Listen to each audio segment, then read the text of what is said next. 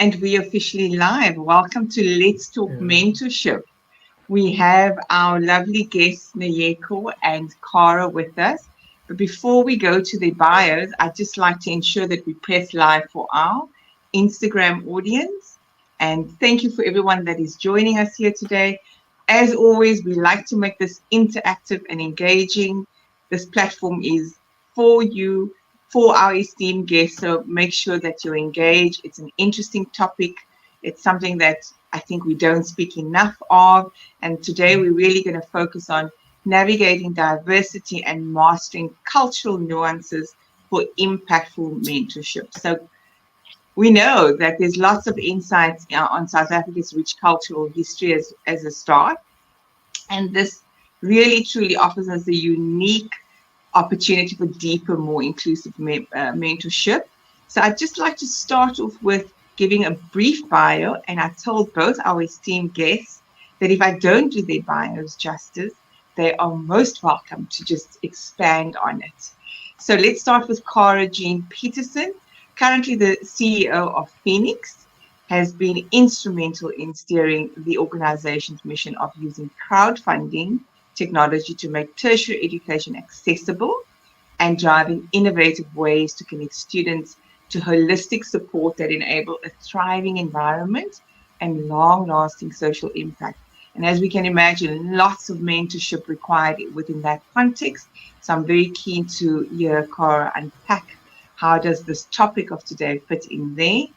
And so now we go over to Nyeko, founder and visionary at Procure Africa, which was recently recognized as a finalist at the 2024 African Supply Chain Excellence Awards. So congratulations, and we do need to also acknowledge Cara's recent accolade, which she can talk to some more. Pioneering digital procurement for Africa's progress, he is a passionate advocate for economic empowerment in Africa. His journey has been one of dedication to transforming procurement and supply chain operations, redefining these vital functions as strategic forces driving economic growth and development across the African continent. So without further ado, I'm going to go with Cara because it's the first, it starts with C. Welcome, Zebra Ignition Academy on the Instagram. And we're gonna kick off really, with the first question. How has navigated cultural diversity shaped, firstly, your own mentorship approach? And have you been the recipient of somebody that took that into consideration? We'll start with you, Cara. Such a broad question, Anissa. So I'm exceptionally committed, or for me, it's really important that you love what you preach. So if you're not practicing it, I don't think you should be able to speak to it, because I find it's better to speak from a place of experience. So mentorship has been very close to my heart since I can remember. So I was mentored during my days in high school, and especially as a young professional. It was actually when I was a student. Part of our course was to do an outreach program. So I was at UWC, and they had an HIV and AIDS unit. So we, as psych students, we spent 6 months with the unit where we coordinated outreach programs in the high schools in the Western Cape area. And their director, Mr. Joachim Jacobs, who passed away a few years ago, actually, he became my mentor. And when I graduated and I was looking for a job and stressing about how I was going to bring income into my family, because family tax is a real thing, he actually reached out to me and said, I want to create a position for you. I want to continue to nurture and groom you in your career because of the potential that I've seen. And so I spent a good few years at the UWC HIV and AIDS program, focusing on youth development, and just his understanding of where I was and that I came as this young female of color who was exposed from when I was in primary school. I was in a very white-dominated environment, and being a person of color during that time, I always felt out, didn't quite fit, wasn't quite right. Something always felt wrong about me.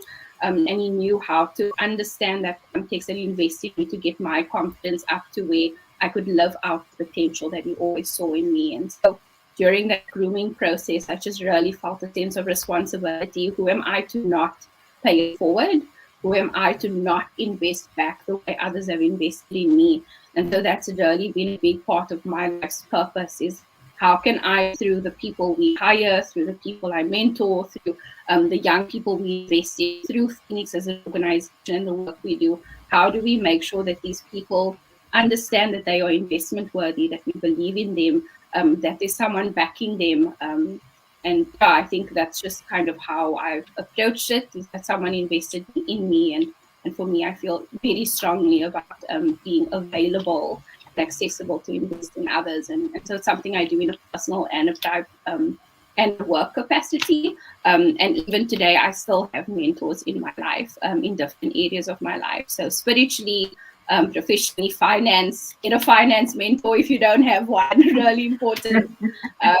But yeah, fully believe in mentorship, but it needs to be a good match. You need to get each other and be aligned in values. It's not just about taking anyone because of their CV. You need to actually connect well and have a good solution. Absolutely. And I mean, what I'm hearing you say in essence is your the fact that you're so passionately inspired to pay that forward because you were on the receiving end of it. And it's interesting for me that we're talking mentorship, but you find yourself in a space where you work in an environment where this is either the catalyst for people growing within those roles or they can actually be left behind. So I want you to ponder on that. And then I'm going to come back to Nyeko to first respond to the question and then just maybe think about those ways that it can either enable or disable somebody if they're not having that match that you're so referring to. Nyeko, over to you. All right. I liked how Kara outlined her explanation, her response, and especially on my side, mentorship is about unlocking potential, you know. And in most cases, on my side, mentorship is structured. When we say mentorship, it means that someone is dedicated, has dedicated the time to help you, guide you, and enrich you through knowledge and that experience that they have. Um, but I've also witnessed mentorship as looking up to someone. You know, so as I was growing up, I would get introduced to different types of people, and I would actually love, maybe sitting in that office where my mother takes me to her workplace, and I would just sit in that office with one of her colleagues, and I would get to learn more about what they do, who they are in the workplace, how they got there, and I sort of took whatever they were telling me as a mentorship session, you know. And as I grew up, I noticed that I need to have more of this type of experience, and that led me to wanting to explore more in terms of mentorship. Now I want to get dedicated time. I want someone who's going to assist me in different types of parts of my life, and that led me to start reaching out. So once you start reaching out, it becomes different. You need to know who you're going to ask for that advice or for that help or for their time, and why should they assist you.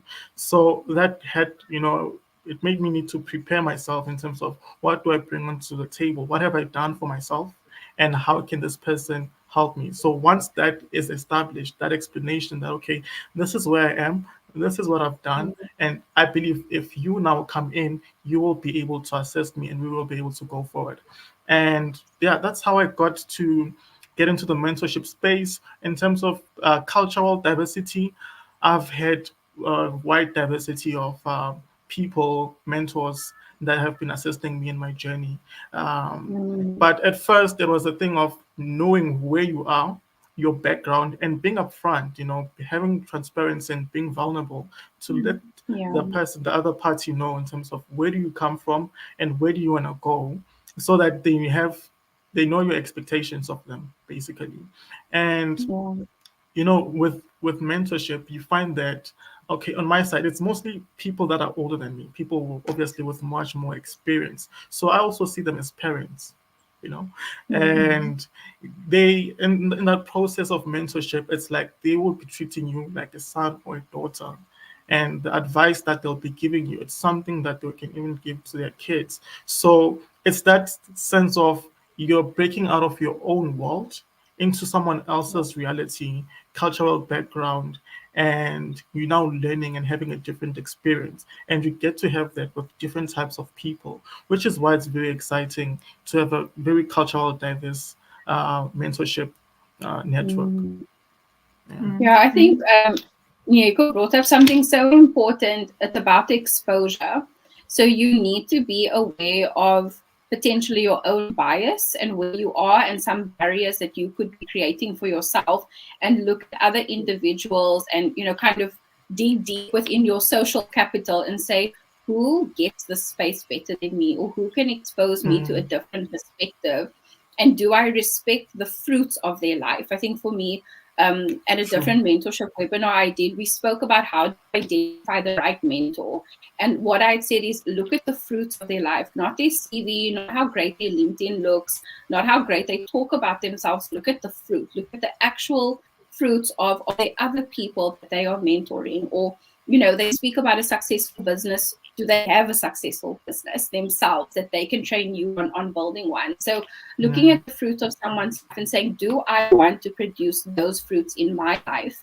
And is this a good fit for someone that can expose me to their thinking and their challenges? And it's definitely a vulnerable situation that you're putting yourself in, because you're opening yourself up to someone else, to your own insecurities and self-doubts and where you need help. And sometimes asking for help is a really difficult thing, but you also need to show up and be committed. This person is saying, I'll sit with you, I'll help you navigate this, but don't waste my time. Like, then show up and be dedicated to it. And so that mutual respect and that mutual vulnerability is so important. And that's why you really need to figure out in that opening conversation, are we a good fit for each other? Do we don't have to come from the same background. You ideally shouldn't, in a way, because you want to expose each other to different. Because as a mentor, I learn from my mentees, and my mentees learn from me. We challenge each other on perspectives. It shouldn't just be a one-way relationship, for it to be as fruitful and impactful as possible. So yeah, I totally agree with kind of what Nyeko touched on.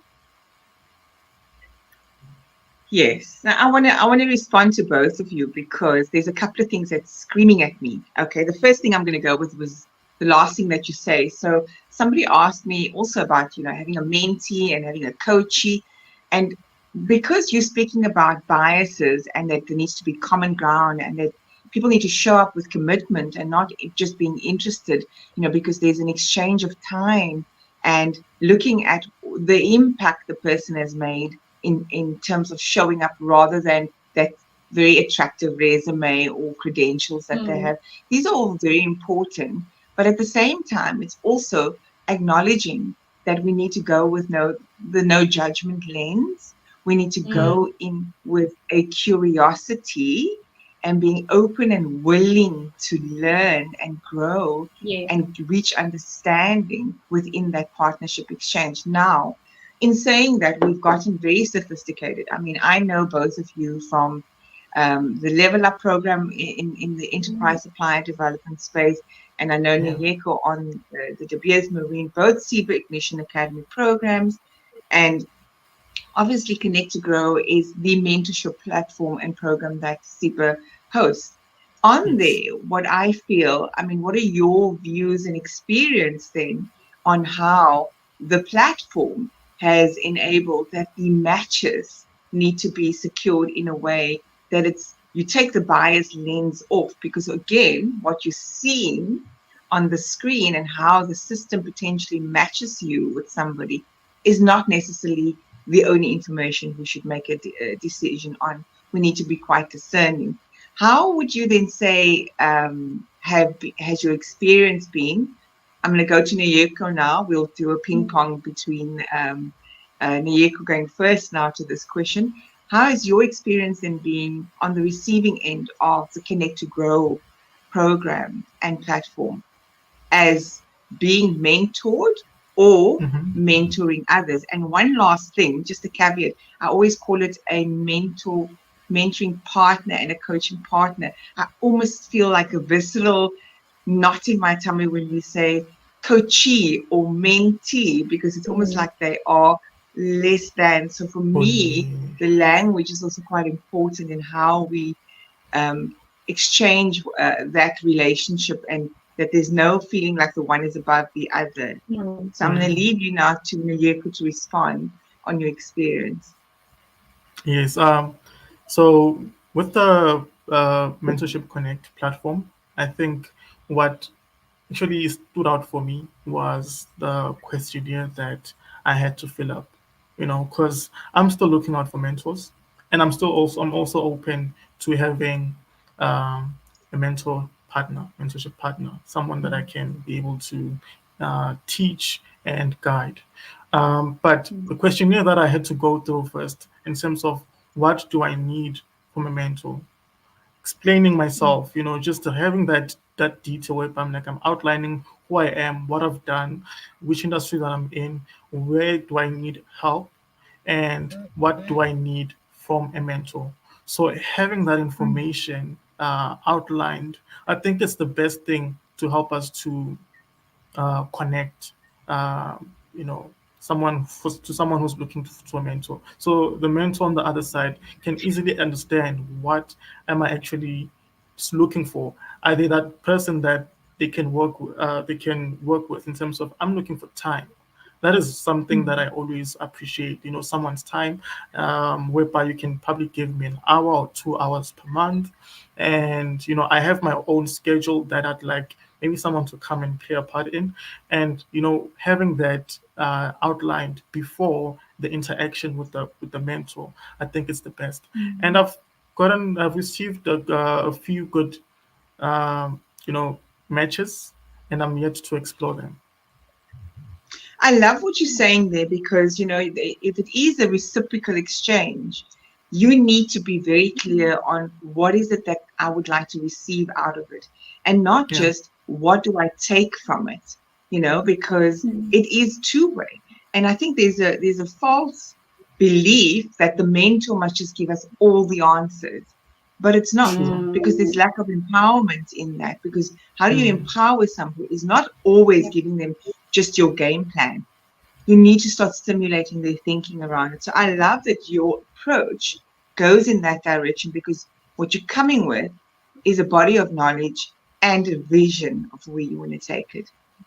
Thank you for sharing that. So I'm going to go over to Cara to respond to that as well, around her experience in the Connect to Grow world. So I didn't work via the platform when I was a part of the Mathebula program, but the way that but I'll maybe speak to what my matching process was like, and what that journey was. So at the time, I had spoken to Bev. So I was working with Bev, and she was kind of overseeing the program and helping us to find the right mentors.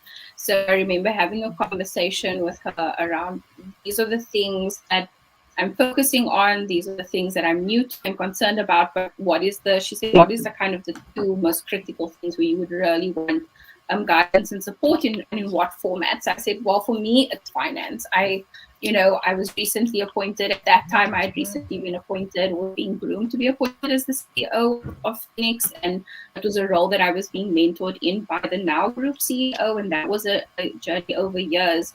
But I wanted a finance focus with someone that could explain to me numbers, not as a finance person, but as a everyday language. Because at the end of the day, I needed to be able to justify certain figures. It needed to make sense to me so I could set my team up for success, and look at long-term sustainability. So having those open, honest questions about what I felt were my limitations and where I wanted to grow and where I wanted to gain more expertise, but also the type of person that I felt I would better connect with. And I think, if we were going through an online screening process where you're answering certain questions, to just be really transparent about where you're at, what are your key focus areas, and what are your expectations. Because I think as much as you want to go in and leave space for it to be co-created together, you do also need to have some direction, or at least be honest with yourself about what what are your underlying expectations, so that you can have that open conversation with your mentor partner and see,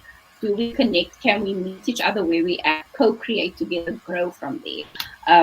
And I'm someone that's a bit more structured, and so we were able to have a conversation to say, let's meet, for now once a week, because your needs are quite critical, and then we'll go into once a month and whatever. And then we ended up kind of connecting at different times over a span of 2 years, and he was absolutely phenomenal, and we got on so well. And sometimes it was in person, sometimes it was online, but be flexible. And prioritize. It's easy to be like, oh, I don't have time for this hour of this mentorship connect. There's so much going on. Like, respect that time. Like, it's important to both of you, and really respect it and honor it and show up. And the value is just, there's so much value in I think, showing up for each other and showing up for your commitments and being true to your word. And that in itself is a skill that you need to coach yourself in. So yeah, I think for me that's the process that I followed, that I found worked really well, and that's kind of how I work now with other mentorship partners. Is we have an open, casual conversation of like, what do we want from this? Like, what is possible? Like, how often can we really commit to each other? We kind of just take it from there. What I'm hearing also come through quite strongly is that the common ground needs to be also in the language. Right? And even if you come from you speak a different language, I'm not even referring to that. I'm talking even what you were saying. When you're mentoring me in finance, don't come to me and speak to me like I'm a CA. Give me layman's terms. And it's actually your responsibility as the person being mentored also to step up and say, you know what, I don't want you to come and give me balance sheet income statement in the context of how it would be in a finance course that I maybe need to write and pass. I'm wanting you to talk to me like I'm a man on the street, and you need to dumb it down, for lack of a better word, so that at least it's relatable and make it more meaningfully connected, so that you don't dislike it, so that there can be a different energy and like for it going forward. I see there's a comment, and I do want to acknowledge. Okay, so Winston Lawrence says correct.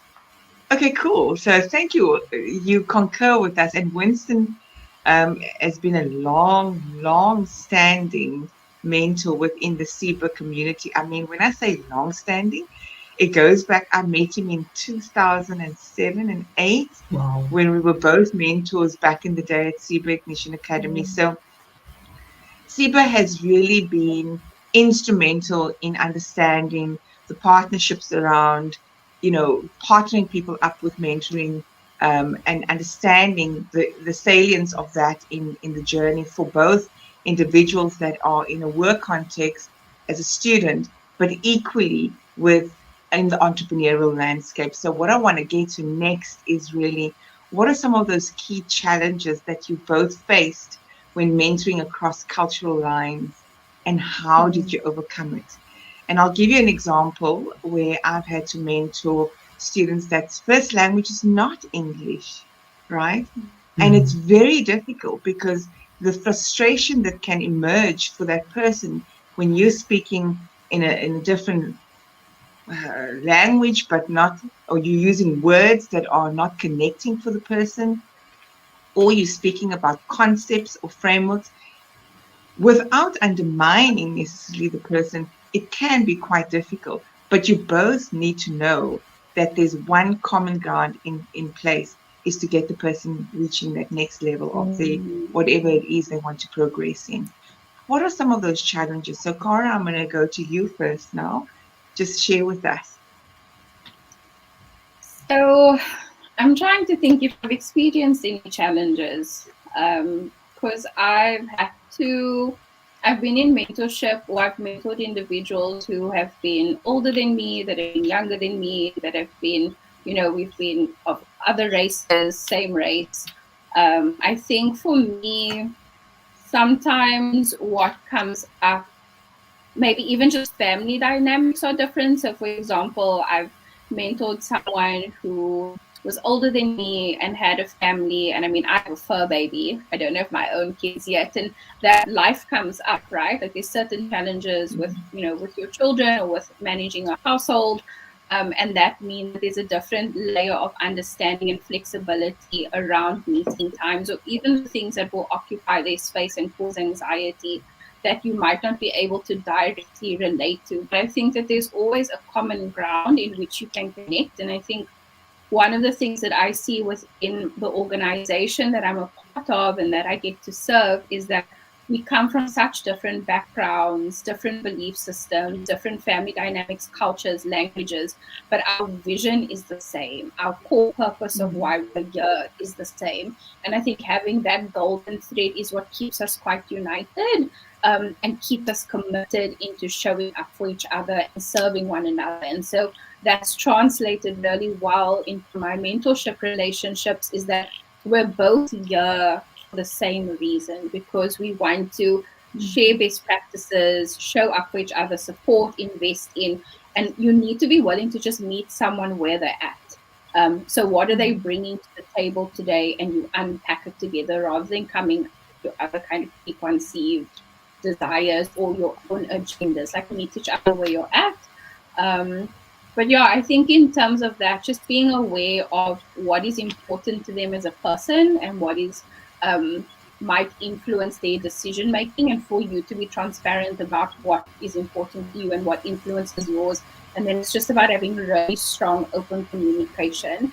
And I think also just stripping out any kind of offense that might arise, to be like, oh, that was a trigger word, and then you're going to like chew on it or not approach it. Like, if they said something that triggered you, acknowledge it. Like, acknowledge it, speak about it, because they could not have text where they understand it was a trigger for you. So I think that's why just being honest and open with communication is quite critical for the relationship to really be fruitful. So I'm getting a few themes that's coming from that. Lead with empathy, no judgment. That's very important, because that's meeting the person where they are. And be generative in your approach in coming to a middle ground that will make that transition or challenge and allow you both to overcome whatever the barrier, obstacle, or challenge might be that's in your way. So important. We underestimate how we need to show up with empathy and no judgment, because by default, we are with our judgment lenses, unfortunately. And so when we put that down and we put down the ego aside, the triggers no longer become a problem. I have this thing where I say the triggers are our treasures, because that's in and of itself giving you the mirror to say, where are your biases that you mentioned earlier on. Sure. So it's beautiful to know that when you're triggered, what exactly are those biases? So over to our dearest Nyeko on this question. Any challenges, barriers, obstacles do you face? And maybe I'm going to stretch you a little bit, because what are some of those tangible examples that you can bring to the audience that makes it more relatable and real? And how did you overcome it, so that we can share the lessons? Because it's never a perfect partnership at the start. Sure. It's a That is growing true. relationship. That is very true. So, meeting someone where they are is very important, firstly. But on my case, I've mentored people from different backgrounds, and that has a very big impact in terms of how one receives information or guidance. And sometimes, when you're trying to give someone, guidance, show them your perspective, they might not get it, or they might see it as something that is very distant from themselves because of where they are at the moment and where they come from in their background.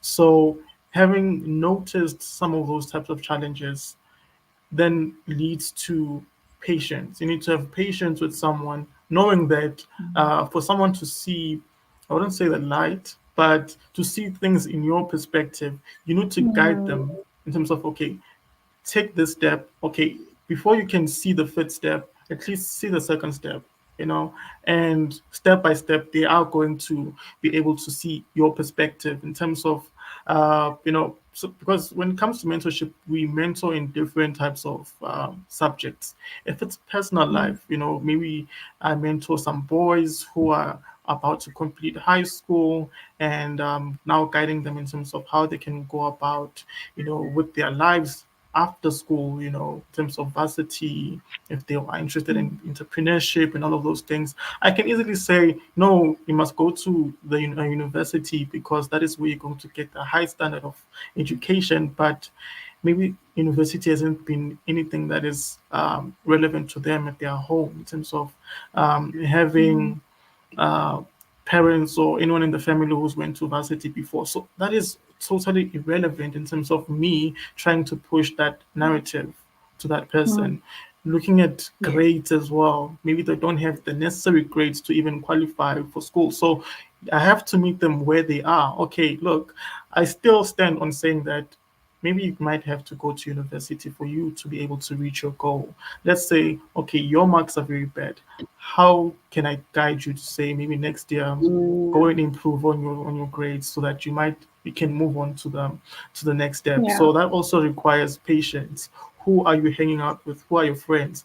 You might need to stop, hanging out with those types of people. But another aspect now comes in terms of what are they benefiting from those friendships? Sometimes it could be brotherhood. It could be people that they share their deepest secret with. It could be someone that even gives you a piece of a slice of bread, you know. So there are those types of things that now come into a challenge when trying to mentor someone, and looking at it at a bigger scale in terms of me being in a business space, being mentored by other people in terms of other mentors. It now comes down to where do I stand? Where am I in terms of finances, resources for me to be able to execute on the guidance and the ideas that you're sharing with me?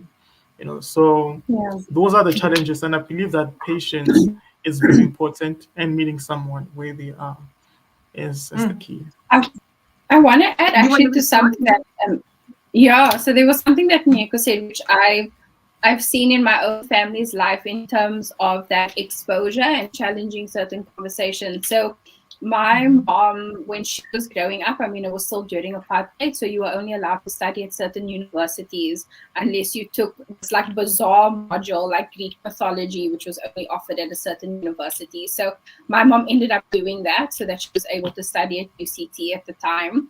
But the only reason she pursued tertiary education was during high school. A friend of hers who was white in my mom's college, she had said, are you going to study? And my mom was like, that's bizarre, because during that time, if you were a female of color, you go work for a bank or you have a family and you stay at home. Like those were the two options. And so a friend was obviously in part of a different environment. She was like, you should study. Education's pretty important. And then he brought it up with my grandpa, and he was able to like make a financial arrangement to send my mom to university. And that changed how she saw education, and she imparted that on us, that despite us having severe financial difficulties, the sacrifices were made for us to get a further education. It changed a generation.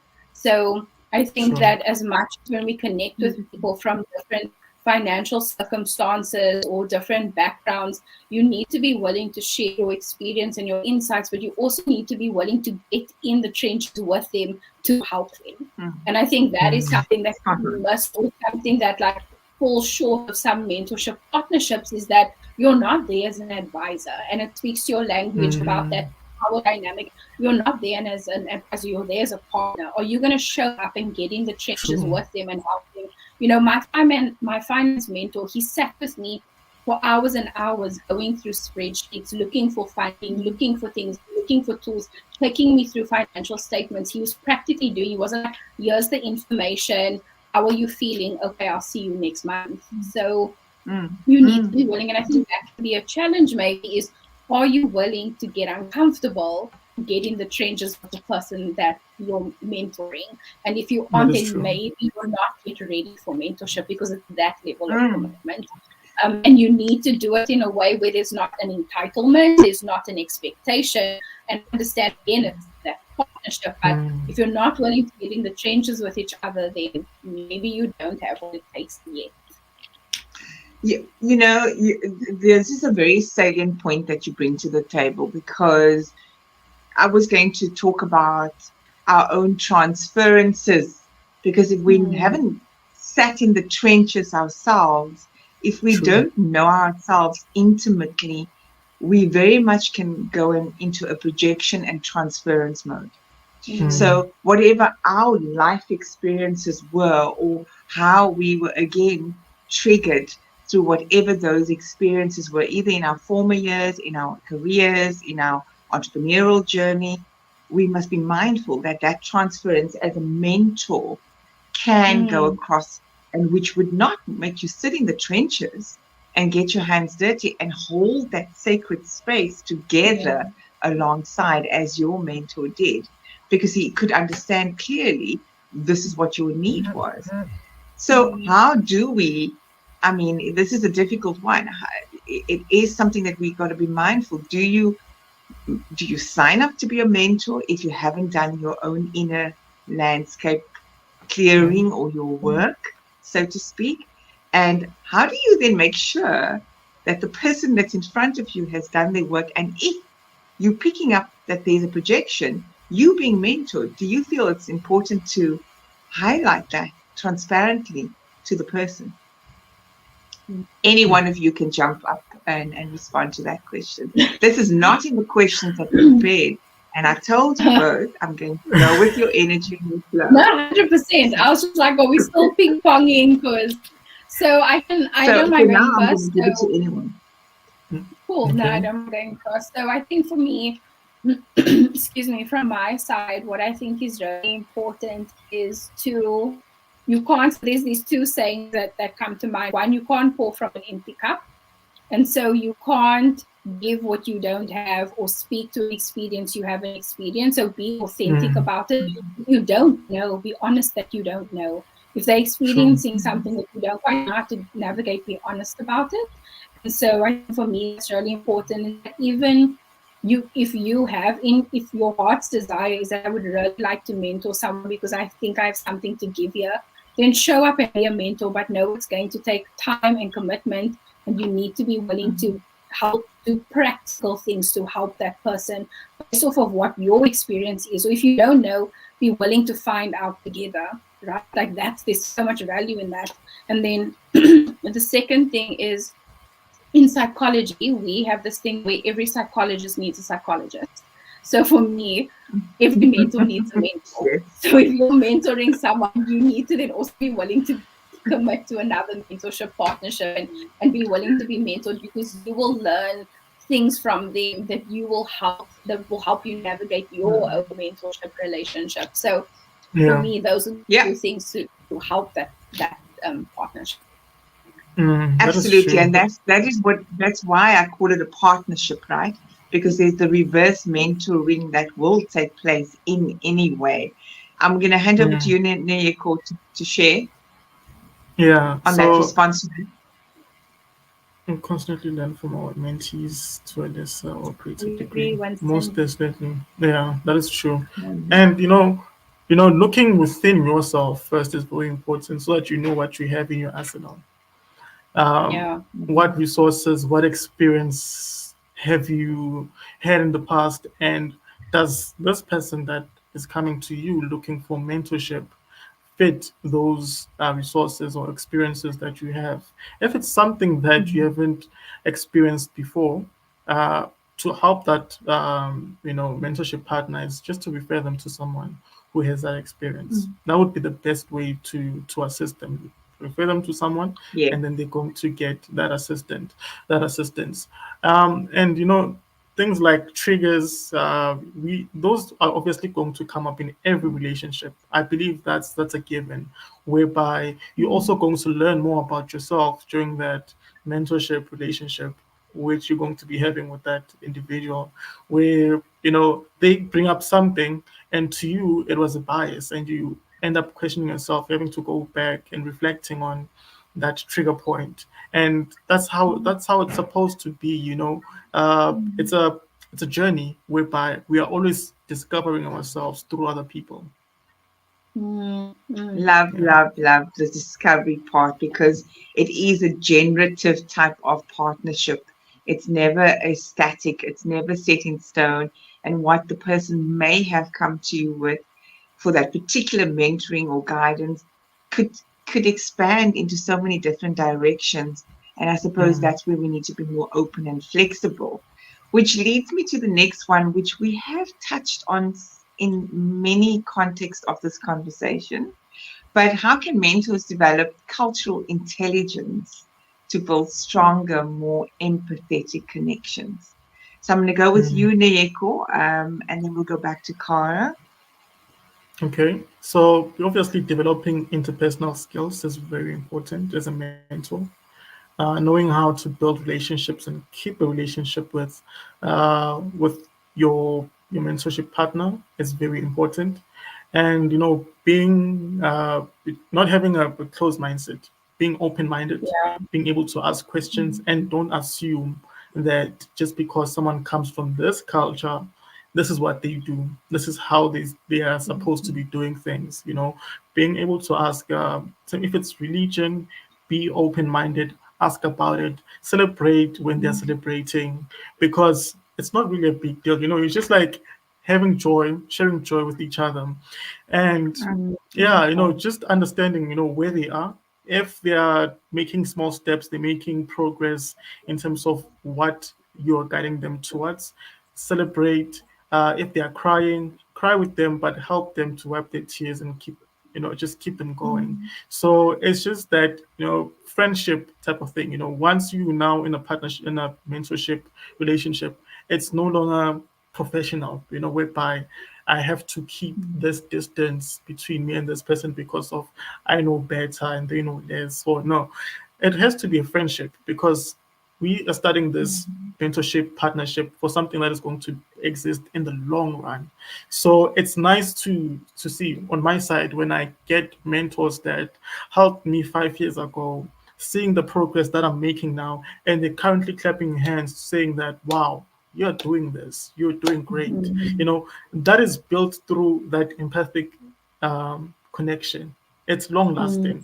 So that's how you can build cultural intelligence, by making that mentorship partner a friend, someone that you can also share your stories to, in terms of, this is what I'm doing right now, this is what you're achieving as a mentor. Sharing those types of stories is very inspiring and keeps you in a not a two-way relationship, not a one-way relationship whereby you're only just listening to what they have to say, what your other mentorship partner has to say to you, and there's nothing shared on your space.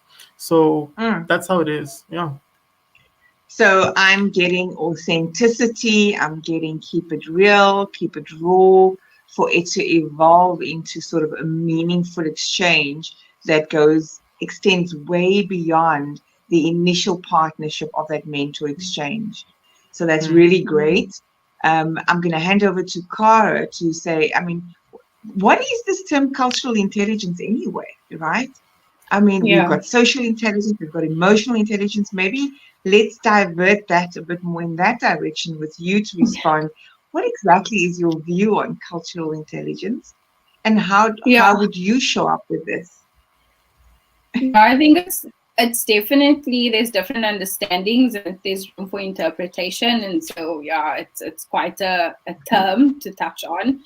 But I think true to me, I'll speak on my own experiences. So for me, the things that come up to be I don't know if culturally intelligent is the right way, but I think to be sensitive and I think aware of the space that you're in and how to make sure that you are people speak about like inclusive and diversity, but for me, I'm like, okay, but what does that look like? Like, people can say the nice words, but what does it look like? And what I've seen is exposure and curiosity is so critical in really learning those values out. So I'll give you an example. For us, it's really important that we are very intentional in who we surround ourselves with and ensuring that there is a diverse group of people that run this organization, because we don't want to have the same of the same, because it limits our perspectives, it limits our creativity, it limits how far we can go with our conversations. And at the end of the day, we represent and fight for young South Africans who are exceptionally diverse. So our organization needs to be representative of those we impact. And so exposure is really important. So if you are willing to, if you're wanting to mentor different individuals, no matter their cultural circumstances or their backgrounds or their this, you need to also be comfortable showing up in spaces where there are people that are not like you. And you can still hold a conversation, and you can still look to connect. So I think in your everyday living, being exposed to the fact that we have beautiful diversity and enjoy it, but then at the same time be curious and honest that I don't know everything because I'm not in those spaces all the time, or my family functions differently, our traditions are different, our belief systems are different, but I'm going to ask you questions about yours because I'm genuinely curious. And I think asking the questions and how you honor it and how you show up and respect it is what makes people feel really heard and cared for and valued. And I can give you an example of something that happened to our team recently. So one of our team members, her mom passed away really suddenly, and that was really difficult. Usually, you're like, this horrible thing happens, and then as a team, you put flowers and a card together, and you send it to the family and say, our condolences, we're thinking of you, we're there for you. But instead, our team came back and said, actually, part of how their family deals with grief is they have a lot of church meetings. So for the next week, there's different communities members that are going to be going to her house and her family's house, and they host like prayer meetings and memorial services, and that costs a lot of money. They need coffee and tea for the guests. They need to, take care of the people. So instead, we put a very different package together, and team members showed up to prayer meetings in her home. We put together like a care parcel so that there was coffee and tea and sugar and milk to host these events, because that's what really mattered for her. And that's what really said, we see you, value you, we care about you, we're here for you.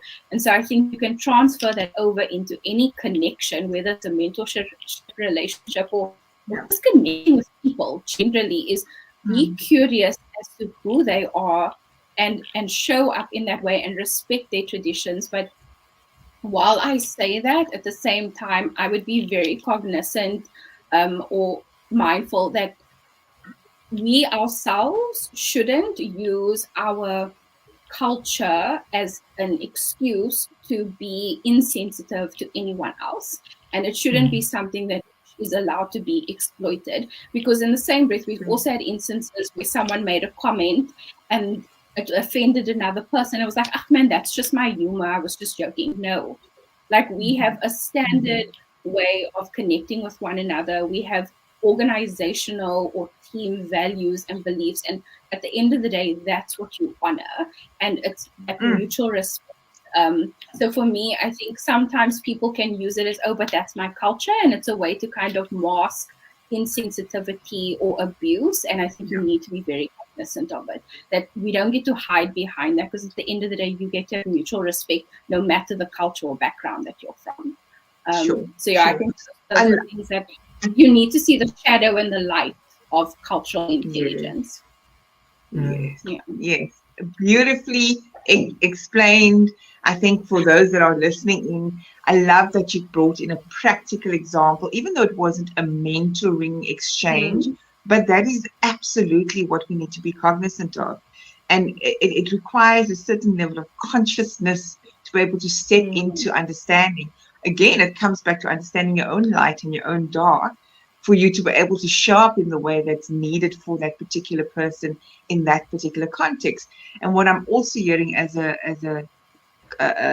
theme coming through here is that we need to be embodying cultural intelligence, being the embodiment of it. We keep saying, as you say, DEI, diversity, equity, and inclusion. I am so tired of those words myself, because it's not about giving people a seat at the table. It's about giving them a voice and making them feel heard, understood, and acknowledged.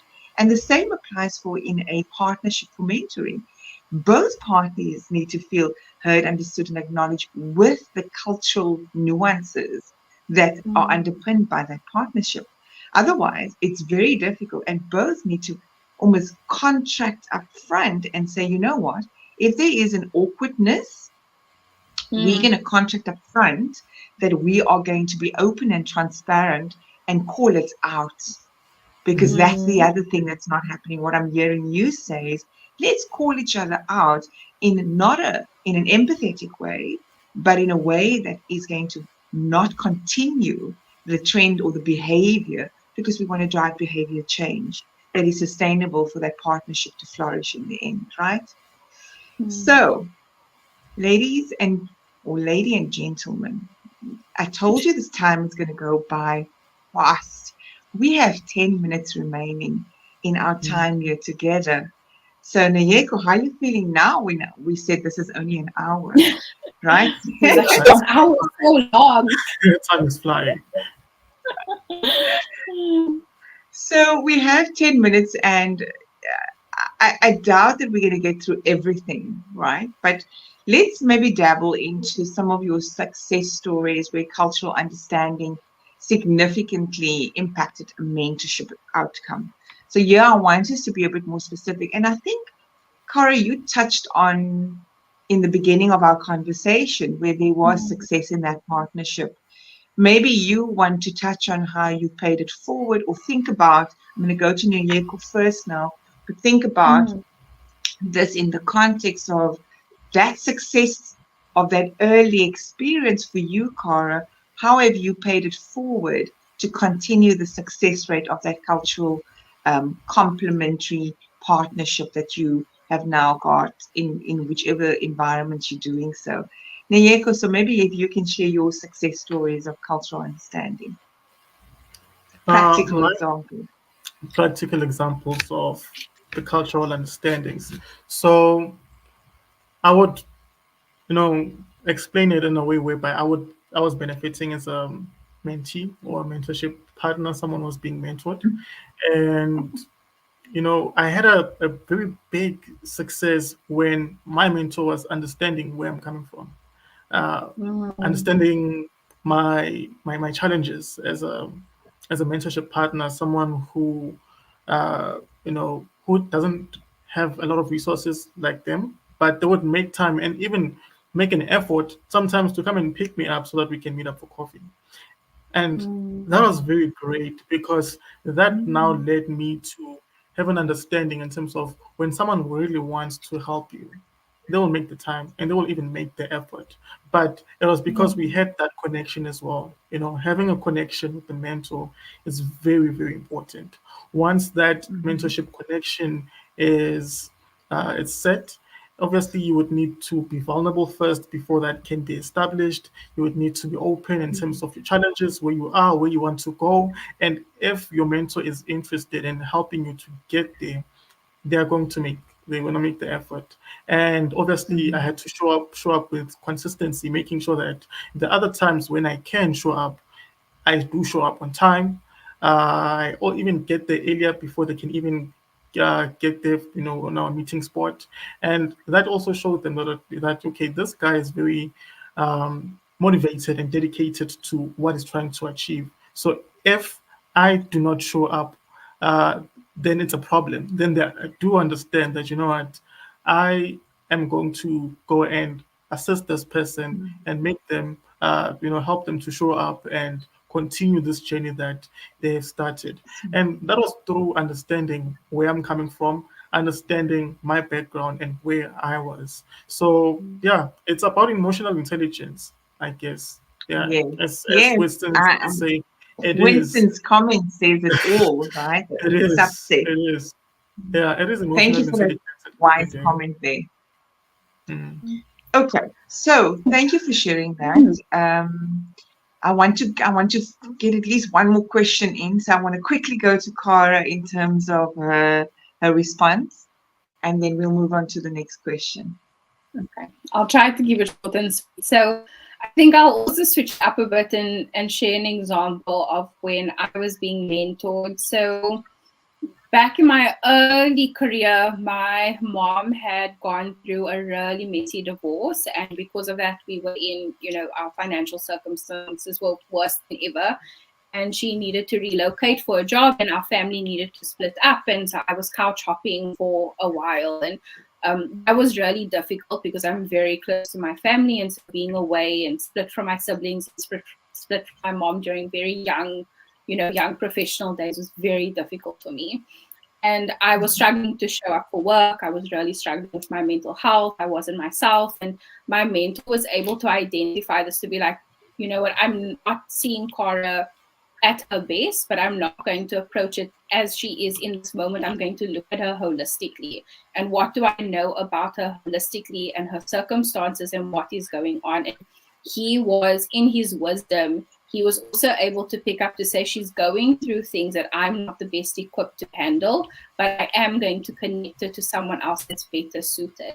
And so through his support and guidance, I was able to get in touch with a psychologist who I would see for a few sessions, and I was able to like come out of the space that I was in, and I was able to like really, my career took off after that because there was a different level of resilience and grit. And I went on to work with World Health Organization in City of Cape Town and do these amazing projects, even though my family situation hadn't changed and I was still missing them and we were still separated. But the resilience and that knowing, that belief that it doesn't matter if you fail, and it doesn't matter if you're making mistakes, and it doesn't matter if everything is not okay, someone still has your back, and they don't need to get everything about what you're going through, but if they're willing to connect you with someone that might understand better, that makes all the difference. And so for me, success in a mentorship relationship is not thinking you need to have all the answers for this mentor. It's really egocentric. It's not going to work. Forget about that sentiment. But just that you're willing to show up and try to help them navigate. And sometimes that even means referring them to other people, other professionals, other peers that might be able to hold them in that space for that moment a bit better. So for me, I think that is something that really stood out to me, and I think really helped my career long term. Fantastic. So I take out of that thing that you've just said is that when we are actively listening in that exchange and that partnership, we will both know when it's time to say this is no more a match and we need to move on, or the person needs to be able to then say, well, let me find you a more suitable match because I cannot hold this space for you any longer. That's what I got out of that. So not so much that it's no longer a match. I think it's about acknowledging your own limitations and being willing to call in reinforcements, because we still continue to mentor. Like, he was still my mentor for many years up until when he passed away a couple of years ago. He stayed in my life, a really important part of my life. So our mentorship relationship lasted over the span of 6 years. It was just in certain moments he knew when to call in reinforcements. And I think that's really important. As a mentor, know that you need to apply discernment on when to call reinforcement, because you care about that person that you're mentoring and you want to surround them with a team that's going to help set them up for success. So you're willing to tap into your own social capital and your own networks to get that team together. It doesn't just have to be you. Beautiful. So we only have about 2.5 minutes, 2 minutes left. So I don't think I'm going to dabble into a question as such. I'm really going to hand it over to the two of you to say what has been, or what would you say would be possible ways then to make an exchange effective, because there's many mentorship programs around. And, I feel that from my experience working with SIBA all those years ago and even now, and how things have evolved in terms of technology, the one thing is that they don't just have words on walls, the wow factor on walls. They truly embody and are purposefully and values aligned in making sure that this exchange drives the right impact within the entrepreneurial landscape, so that paying it forward continues. What would you say are other ways to effectively take this whole diversity cultural influence to master it and make it more effective within this mentoring space? I believe that platforms like these are very helpful. Sharing the information that we've just shared today, the experiences that we've had in our past or in our mentorship experiences, is something that can also guide someone who is interested in, getting a mentor or becoming a mentor to someone. It's it gives someone some inspiration and some guidance in terms of how to navigate cultural diversity.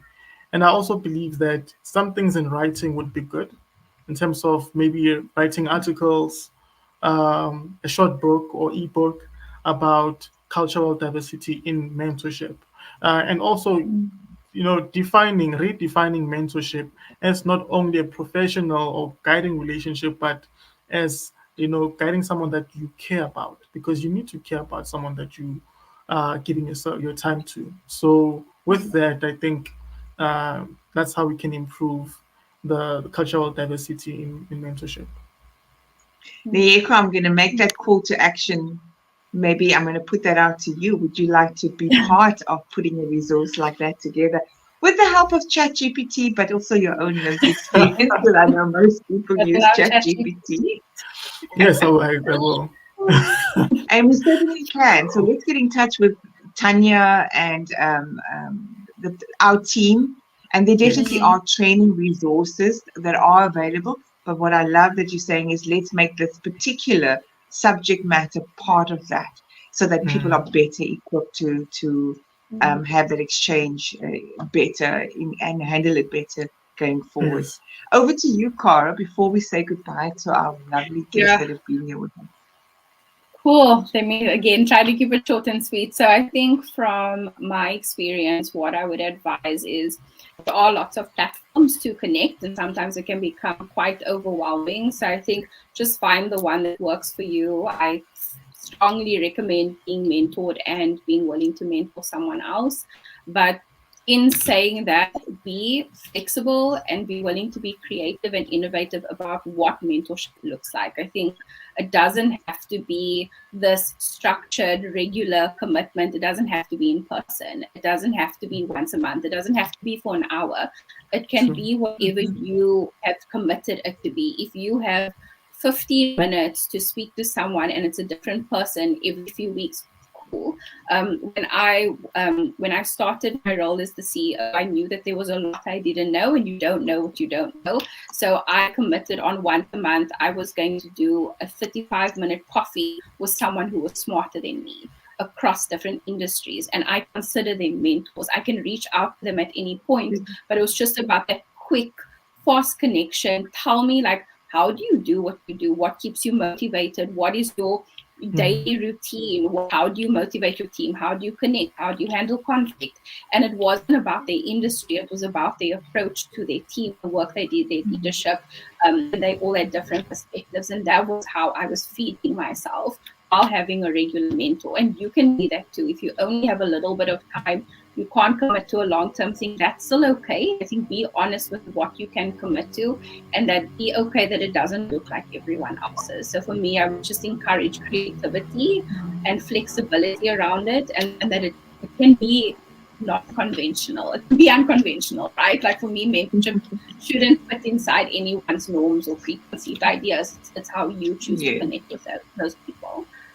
So yeah, that's it from me. So the same call to action I'm going to extend to you. Maybe we could work together on how do we make it more innovative and get creative around it. So on that note, I just want to say absolutely wonderful to have held the space here together with the two of you and bringing your wisdom, your humility, your deep empathy. In fact, I feel a radical empathy from both of you in terms of how you show up either as being mentored, but equally how you show up and be accountable when you are being mentored. So thank you for that. For those that do want to get in touch with us, Cyber Ignition Academy's program, please, we will put some of the information on the post that you would have seen on LinkedIn or on Instagram. And do get in touch with either myself or Tanya, and we'll put her details as well in terms of who handles the program for our mentoring. So without further ado, thank you for those that have been here. Jackie, Seba, Gifts on Third, Zolani, Avril. There's been a few people on Instagram. I've been trying to type in between. We appreciate and value your time here investing with us. And do not hesitate to sign up to become a mentor. And if you're searching to be mentored, please connect with us as well on that. Yeah. Both of you can stay on while I end this live. I just want to do a short debrief as I always do with all my guests. But thank you again. And if you want to say goodbye to the guests, I'm going to hand over to you before I end the live. Bye, guys. Thanks for joining. Bye. Thanks for joining. Cheers. Okay, I'll end